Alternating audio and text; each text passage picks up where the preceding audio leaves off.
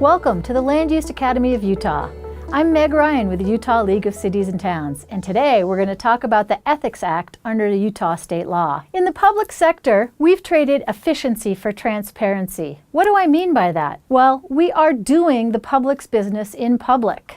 And in Utah, we have a lot of rules and regulations that detail how we must do our work. These 4 basic laws inform your conduct, your meeting and procedures, what records you need to keep, and how the public can access them. Today, I'm going to review what the state requires, where you can find the regulations, and the resources you have to figure out how to comply with them. You get to do all the heavy lifting.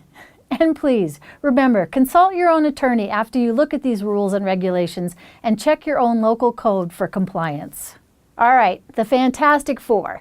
These are all required by the state of Utah, and you can find them all on the great state website, le.utah.gov. All right, the first of the mighty 4. This is Title 10, Chapter 3 of the Utah State Code. This deals with rules and procedures. This is the how of how you're going to do it. Number 2 is Title 52, Chapter 4. This is the Open and Public Meetings Act, OPMA. We certainly love acronyms in the planning field, but this is the process of how we are going to conduct the public's business in public and transparency.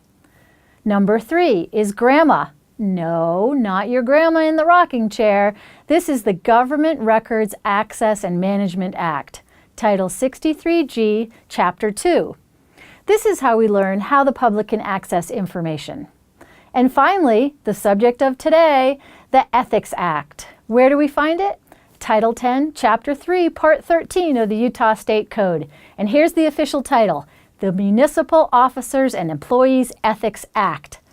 Phew, I can never say that. That's why we like to call it the Ethics Act. As you can see, there are detailed components to this statute, and you should read it all. But here are the top 5 things that we want you to know. Number 1, you must disclose your interests with the city, town, or county. What does that mean? Well, this is talking about financial disclosure.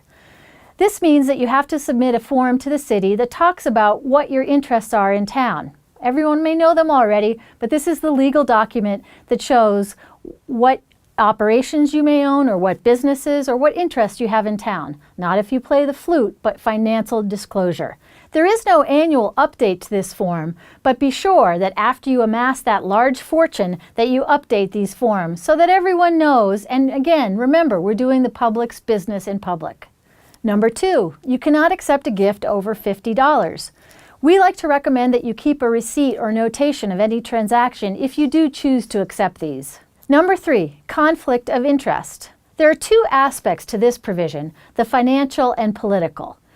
So let me give you an example.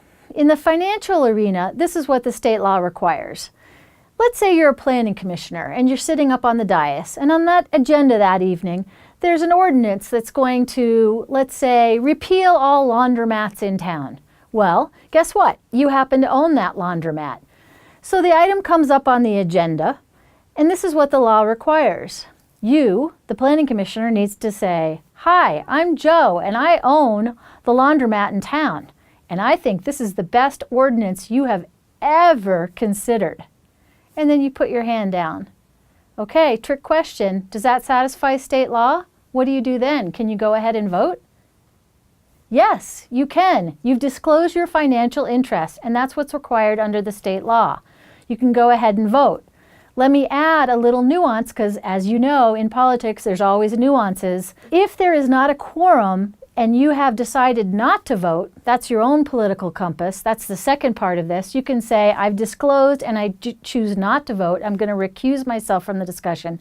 If you've decided to do that, then the chair could make you vote if there isn't a quorum. So in other words, you can't use that disclosure and removal from the situation to not have a quorum. So again, let's review that. Financial disclosure, then you can vote. It's your own political compass and your own moral compass if you decide that you can't take a vote on that action. Number 4, ex parte communication. This is a nice Latin word meaning away from or outside of. Look to your own local codes for any guidance on this. This area deals with how you may or may not communicate with the public or applicants outside of the public meeting. Let me give you an example. You're in a small town, or even maybe a large town. You go to the grocery store. You're on the planning commission and you're trying to get your milk. 3 members of the public come up to you and they say, "Hey, I heard that guy Joe's expanding his garage, and boy, do we want to tell you how we feel." So here's an example of how you might handle that situation. Unless there's something in your own local code that directs you on how to deal with that, you can either decide to take their input, and then we recommend that you relay that back to your commission or council the next time you're meeting.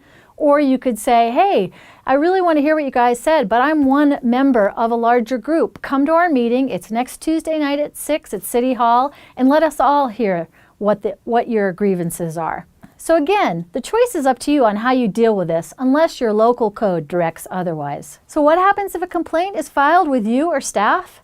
Well, under state law, there is a Municipal Ethics Review Commission that was set up to deal with this.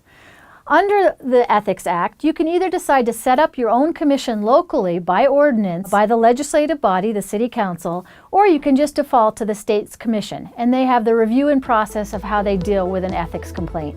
Well, that was our quick summary. That was the first of the Fantastic Four, the Ethics Act. Remember, please consult with your own local attorney on any specifics of this act, and tune in to the other 3 videos that deal with the Fantastic Four. Thank you for all you do, and we appreciate you tuning in to the Land Use Academy of Utah. Until next time.